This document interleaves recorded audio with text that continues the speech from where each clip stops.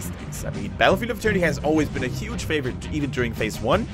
But Infernal Shrines, you know, slowly but surely has risen in popularity quite a bit, and you can see the sheer amount of plays or games that were played on this map just increases day after day. Now, you start with a better record here, 4-3, whereas HOTSLADY still really hasn't adapted very well. It seems like they're normally not the ones who like to play in this battleground, and the record basically confirms this thesis. And this is the issue of giving away map pick every single time. Personally, I think map pick is way stronger than first pick, but pro players disagree.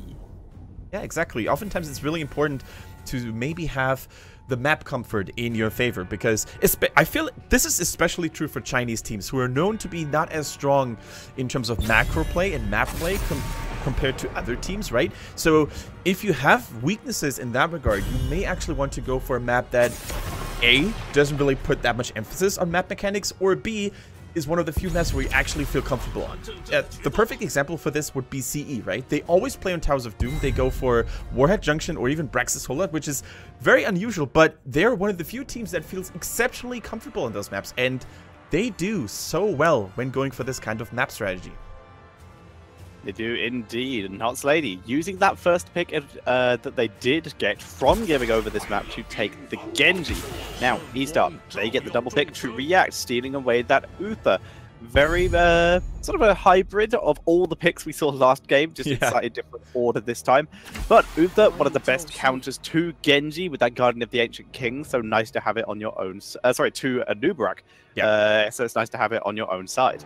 Absolutely, and also Anubarak, who traditionally is a little bit of a squishy warrior in terms of raw HP numbers, and if he gets countered by the likes of Vala and Genji, who actually have huge amounts of burst damage, the additional armor provided by Uther makes him exceptionally durable, and if he then just continues to stand the front line, casting his stuns, his beetles, that can actually cause so many issues for the enemy team. So I really like the synergy between Uther and Anubarak as a whole, and that's what makes them so strong together. Now, the Greyman ban, once again, you can really see what HOTSLADY is trying to do in both of those drafts. They're trying to ban out many assassins that are really good at the current meta, and then pick away the others. So ESTAR is really left alone when it comes to picking high-class assassins. It did really work out last game because Good on that Tychus was still able to dish out tons of damages.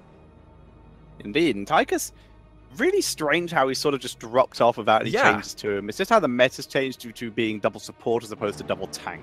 It's cool to see either way, but like you said, Good, able to do an exceptional job on it last game. Let's see what they put him on this game. ESTAR back in their new rotation. They banned out Tastar as their ban to remove that double support potential, or at least the most popular and deadly double support potential. It almost looks like HOTSLADY is playing against the old ESTAR, with Xingxi being so known for his Vala and other auto attackers, right? And they ban away the Greyman, which is another trademark hero, or used to be another trademark hero for him. So it is so cool to see the parallels and similarities between the new ESTAR roster and the previous one that unfortunately disbanded. Yeah, and the Tychus back in for another round. Maybe he just really likes the skin. I mean, who can blame him? But either way, he is, once again, bringing that out before a single tank is even picked by HOTSLADY. And once again, if you are against a high percentage hero, this kind of dictates that you really should go for a double tank composition. Everyone's like, oh no, it's got percentage damage. We're giving him more value if we go for double tank. That's my impression of Hero League players. Well done.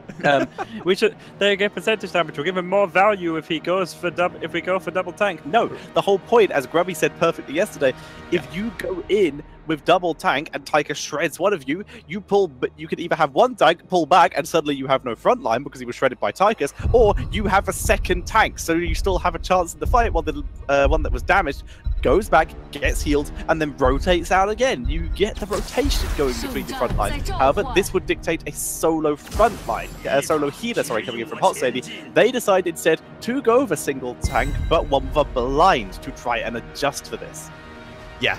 I actually don't mind the Johanna here too much. I think Johanna is actually one of the few warriors that can be played as a solo tank against a Tychus, because as you said, she's got a blind, she's got additional protection with the Iron Skin here as well. She's got a couple of self-healing mechanics as well. So I don't really mind it too much. However, when I see a solo tank Johanna, I'm always a little bit worried about the mobility and the peeling mechanics, the peeling possibilities, because compared to a hero like, let's say, Muradin, ETC, she's just very immobile immobile, it seems. She can't really dash or jump to someone's aid if, for example, Alarag catches someone or the Tychus shoots someone in the backline, right?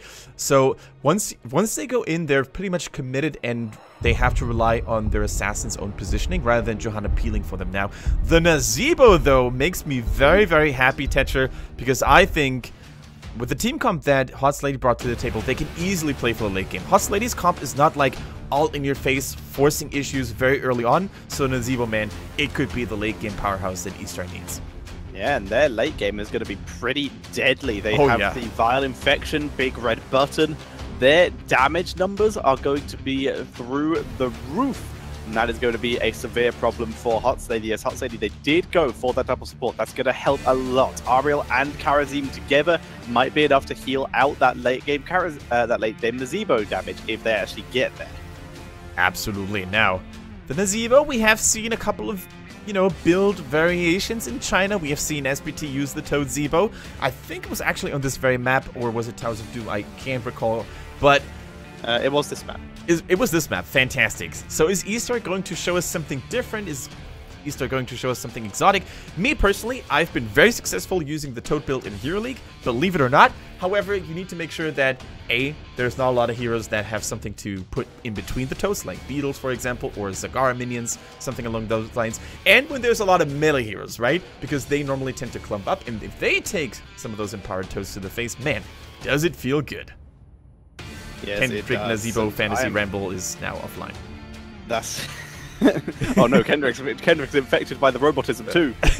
But yeah, I am aware that you are a big fan, as you have said it a couple times on the show, and I'm subscribed to your YouTube channel, which if you guys are not, you should definitely do so.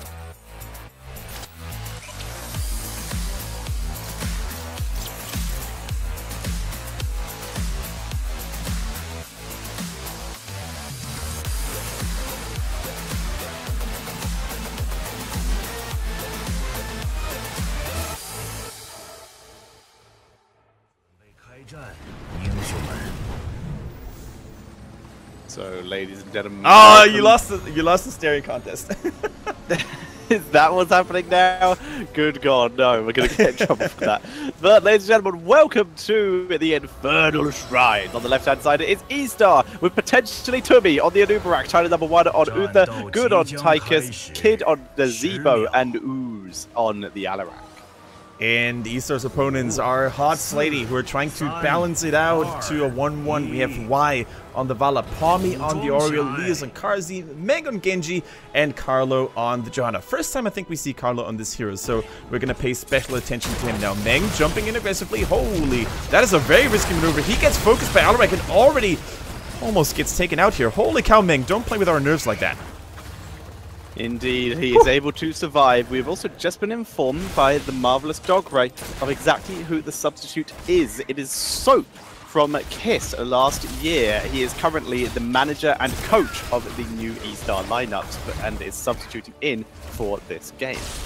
Yeah, there we go. Thank you very much, Dogray, for the update here. I really appreciate it, or we really appreciate it. So we call him Soap now. That actually rings a bell. Wasn't he? Yeah, he was on KISS. He was on KISS, right? I was going to say that kind of rings a bell. Yeah, he was KISS Soap. Don't kiss Soap, it tastes gross. Carlo getting pulled back in via telekinesis, silenced out by the Discord strike. Can they finish him? No, they can't. That Beetle not able to catch up in time. Genji comes in, thinking people lower than they were, and also not able to pick up a kill. Yeah, Johanna, you want to be careful here, Carlo. You are a tanky Crusader for sure, but you really need to make sure that you don't expose yourself to the Tychus, because one false move and he could shred you down with a minigun. Now, is Tychus going to go for the bigger they are at level 4, which is normally the go-to when you face one warrior exclusively on the mid-team side, because it's going to be so easy for you to land those auto attacks. However, with the shield glare, with a blind provided by Johanna, this might not be the most obvious choice. We're going to wait until level 4 to find out. For now, nothing really out of the ordinary here on the side of ESTAR in terms of level 1 talents. The Spooter build, just a very common build to go for. Regeneration Master, I like it on a Nubrak, to be honest.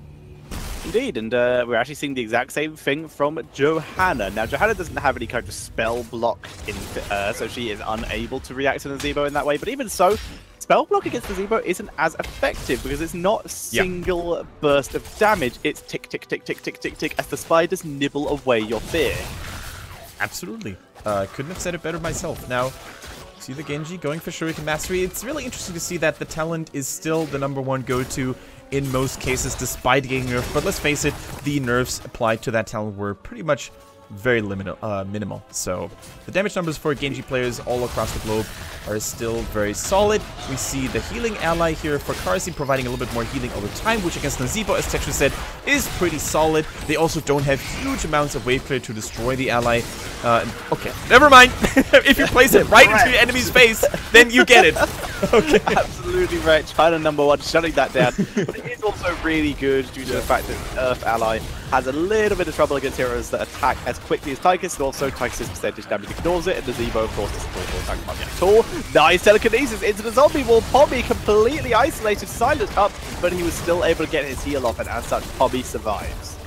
Now, we're going to give extra style points for that maneuver here by ESTAR, swapping them into the zombie wall. That looked extremely cool and can potentially be quite the lethal combination if Oriel Pommy, in that case, tries to go for exactly that again. Now, they tried to go for it again. The zombie wall was immediately dispelled. You can do that by pressing W again. Cough, cough.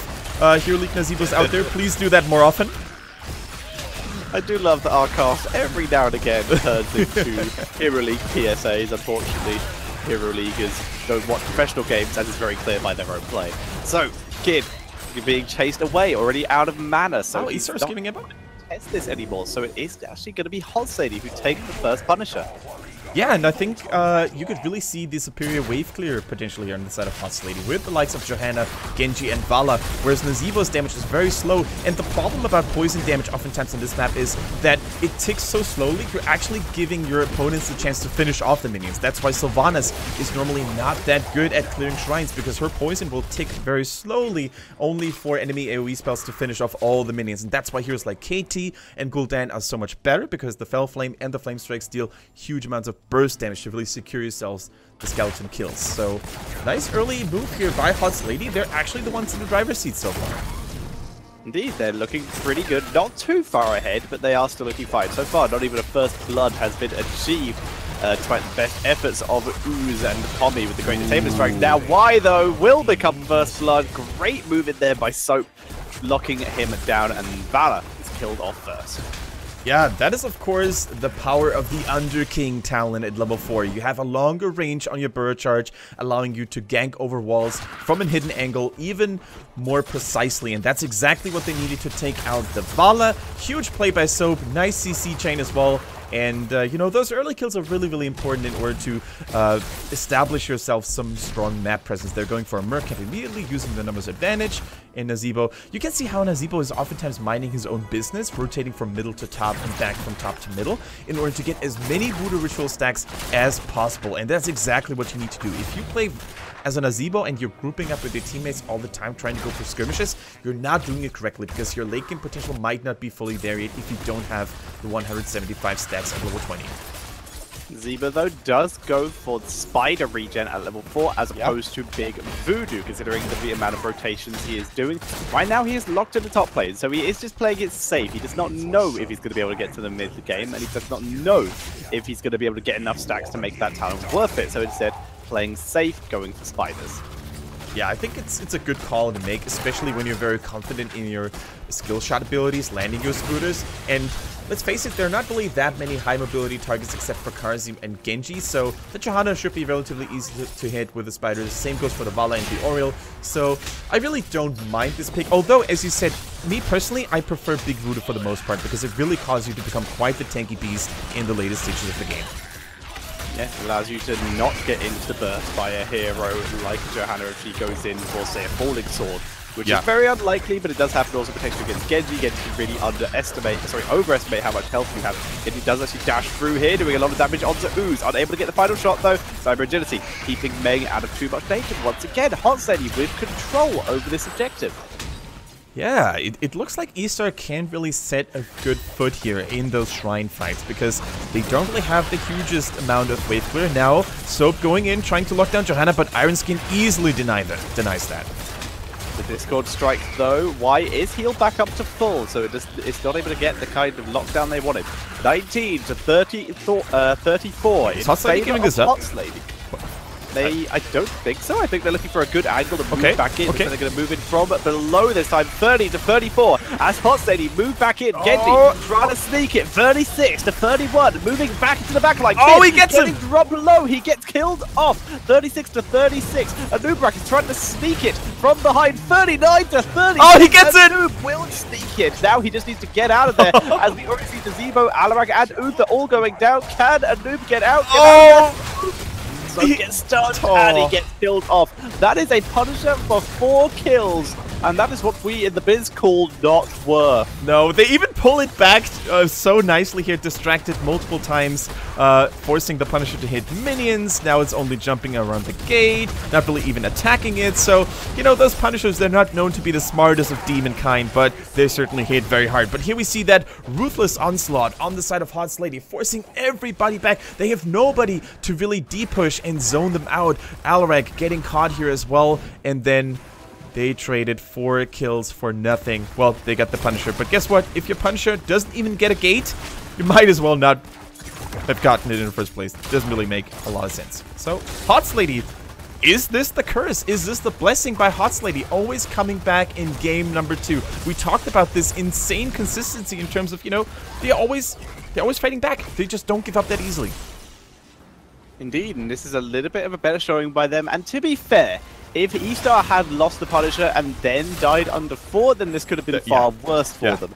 This is, I would argue that on a scale of 1 to 5, with 5 being the best scenario and 1 being the worst scenario, this was a 2. This was not as bad as it could have got. Actually, maybe a 3. It was mid-level, but 2.5. Yeah. 2.5. I think we can settle on that one. Now, look at how Soap is also trying to scout the middle, dismounting enemy rotations here as well. And if you stall out enemy rotations by constantly dismounting them and just basically denying them swift rotations towards the Nazebo, you really buy the Nazebo so much more time to farm in peace. And that's exactly what Kid needs to do. Unfortunately, we don't have a counter to see how many stacks he's currently sitting on, but I would assume it goes halfway decently well. And keep in mind, guys, if ESTAR doesn't lose a keep pre-level 16, they're still in a really, really good spot because Nazebo is going to hit HOTSLADY like a trot, believe me. Noob coming back in, looking to try and just knock down someone to give ESTAR another kill for the team. But Nazebo has even roamed down. They're going to push as 5 for a short amount of time, where they know they have the numbers advantage. They want to try and get some counter damage, maybe even pick up the first 4 of the game, but if they'd got a kill, they could have. But the kill was not available. All this did was set themselves up to kill off the Fountain, and as such, they're now in a better position for fighting over this objective. It's 12 to 13 though, Thatcher, and we've been criticizing this kind of behavior by Chinese teams all the time. Why don't they play the map? Why don't they push in the middle or top instead of forcing a disadvantageous fight here all the time? But ESTAR doesn't care. They're going in full head on, using the Odin, using the Gargantuan, fully committing to this fight against 13. Is this going to go well for them? We will see. 24 to 16 currently in favor of ESTAR. They have some control at least. Johanna using the best shield to try and knock people down. The Discord strike getting 2 members. Oh no, the anti-synergy palm and the Aegis, and now Leas is in so much danger. He's just able to escape, but the anti-synergy, the miscommunication from the supports there, and now it is Valor in danger. Discord strike almost looking around again. The backline trying to turn it round. The Divine Shield keeping Tigers alive. It's finally Uther who is dropped first, but that is a 1-for-1 Uther for Genji. But we're going to see Uther dropping the heals onto his team as they're dead, but now that he's dead, there's no more healing for the team. Ooze being forced back, and that is 1-for-1. Oh my god! On 4, it's going to be going over to ESTAR again, and this time they've lost 1 member, not 4. Improvements. Oh, and this cocoon is huge. The Punisher is going to jump on immediately on the next target who's trying to save the target. Exactly. Karzim, don't reinforce a failure here. Pommy was a goner anyway, and now you gave them another kill for free. Both supports are falling, and you talked about this. The anti-synergy here between the Palm and the Aegis. They both use their panic buttons at the same time, and only one goes off. And you know, when you have a Palm and the Crystal Aegis will always override the value from the Palm. So Genji, as a result, couldn't be safe because both panic buttons were on a cooldown. And that's ultimately what lost HOTSLADY the fight, despite being talented ahead. By both supports attempting to save Genji, they doomed him to death. And as such, he did go down in the end, was not able to get that healing out. But then because of that, Fort was taken out. Bot lane Keep is now exposed, took a little bit of damage, and the Fountain is also a little bit weaker now. It always seems to me that China's spirit animal here for this HGC League is like a pit bull. They never let go. They never let go of fight, even if it's looking dire and, you know, not really favorable in your overall situation. They just won't back off. They won't let down. They don't go for the macro play. They don't push forts and towers while, you know, the enemy team is doing the shrine. They just continue to fight despite being a talent down. It almost backfired for ESTAR. I feel like if the supports for HOTSLADY had played it a little bit better and had timed at least one of those saving graces on the Genji, this fight could have really backfired for ESTAR. Yeah, I would completely agree. Pitbull is a good analogy for it, actually. Oh, Discord Strike catching 2 members. Life ally is dropped. Codes apparently do not hit the life ally, but the Cocoon is down here. Tyker's dropping a mech on top of it. Here's the zombie wall trying to focus down Johanna. Can they do so? Discord Strike the Aegis. Okay, this time. Where's the Palm? Palm is timed well this time, but they delay it out beautifully. Use the telekinesis to make the sense. Didn't have a chance to escape, and that is going to be another kill going over to ESTAR. Yeah, well played on the side of HOTSLADY here. This time timing their abilities a little bit better, but also even better played by ESTAR, waiting very patiently until the Divine Palm takes off, and then they had no trouble whatsoever to take out the Johanna, because as we said, Johanna doesn't have those bird charges. She doesn't have those jumps that Muradin has, for example, to escape over the wall. It's just the easiest kill in the world when Johanna doesn't have Iron Skin anymore. So really, really well played. I do want to say it was kind of a questionable engage here by Carlo, using a one-man Bless Shield on an Anub'arak, and his team wasn't even ready to follow up here. So when you play a warrior, a main tank, always make sure that there's enough follow-up to really get the kill before using heroic abilities. Indeed, I would agree that did not seem too necessary overall, but we can't do anything about it. Now we're seeing ESTAR putting some pressure on, taking down another Fountain. The same move as last time. Kill the Fountain. Your opponents can't move back to heal from it. They still have theirs up. So once again, they have a better position. This time, they're even on the same level and the same talent. So this is the best position ESTAR have been in for a fight, and they've already won 2 of them. Yeah, the Spider's not landing here for Kid. Always a big deal as an Azebo. Not so much when you have level 16 though, because of the cooldown reduction. Now we see an engage though. Genji going in ham. Meng, can he make the plays?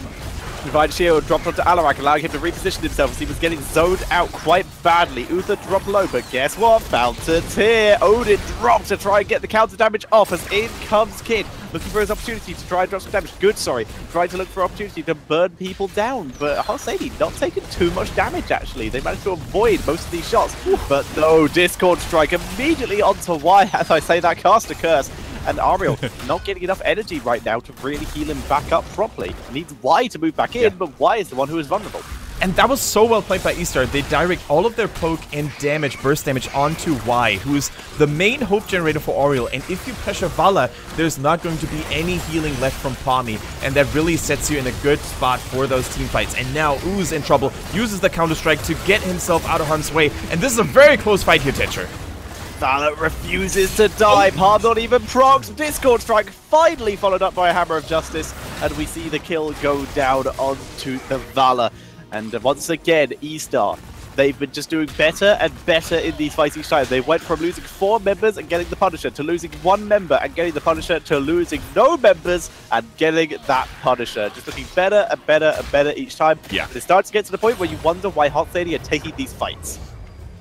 Yeah, couldn't have said it better myself. And you also start to wonder why Vala keeps getting caught by Ooze. It's not the hardest thing in the world to just keep your safe distance from an Alarak who's traditionally very keen on eliminating squishy backburners, right? And if you've been focused twice in a team fight, twice in the same team fight like that, you need to play more carefully.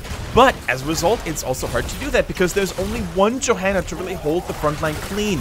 And Carlo, he hasn't really had the best game either. His Bless Shields were kind of underwhelming. But HOTSLADY, they're with their backs against the wall. They're getting pushed in by a Purple Punisher and the full might of ESTAR. Yeah, ESTAR all completely healthy right now. Punisher was dropped a little bit lower. This time Discord Strike not landing onto Y, but here's the Cocoon. Can they follow up on it? Cocoon popped very quickly here. That's Johanna front lining quite nicely. No Iron Skin available. Johanna getting pulled back in and gets killed off by the Tychus Odin and that Sentinel. So that you see them moving in, looking to try and grab the core. Now that they have a man advantage, 2-man advantage, as Karazim is destroyed. Valor maybe joining in. Punch goes deep. He just drops to try and save her. The Arcane Sentinel is in position. Tychus with the grenade, and that is GG. Easy 2-0 coming in by ESTAR. GG, well played. ESTAR taking this game 2-0 very convincingly, especially game 2, where HOTSLADY looked like they were at the brink of making a comeback happen, but in the end they remained calm and collected, ESTAR that is, and they brought home this series 2-0. Well played on their part, and it was so important to not lose track of their contenders, of CE and of course SBT. So kudos to them. Really nice comeback after a wonky performance yesterday, despite not having Tommy back in their roster and playing with Soap, their manager. Tetcher, do you think HOTSLADY had a bad day today, or was it just ESTAR playing much better than yesterday? I think that was ESTAR playing a little bit better. It's also a different caliber of opponent. Yeah, HOTSLADY have been looking better and better, but the Super Perfect team that HOTSLADY 1-1'd against on the first day is not the same Super Perfect team that we've seen for the rest of the days. This was a complete... HOTSLADY have improved subtly, whereas ESTAR, they looked worse yesterday, but that was against Super Perfect team, who are right now either number 1 or number 2. Absolutely, couldn't agree more. What really impressed me here by ESTAR this time around was their incredible focus, especially in game 2. Those Alric combos were just on point. And keep in mind that they didn't even have the strongest burst follow-up damage, right? Nazebo, very sustainy type of assassin slash specialist. His burst damage definitely wasn't there. Tychus also not really known to be in the same category as, let's say, a Li Ming, for example. Or even a Vala, which has more burst damage available normally. So despite the lack of burst follow-up, they still managed to nail down those combos. Also, I gotta give credit to Soap. I think his engages early on, those ganks over the wall, those CC chains were very impressive, actually. He did much better today than he did yesterday. Yesterday, I looked at him and was like, this is a problem. I'm getting Simba vibes from this guy. But today, put on a much more spectacular show, was able to look impressive, look like the ex-professional player that he is.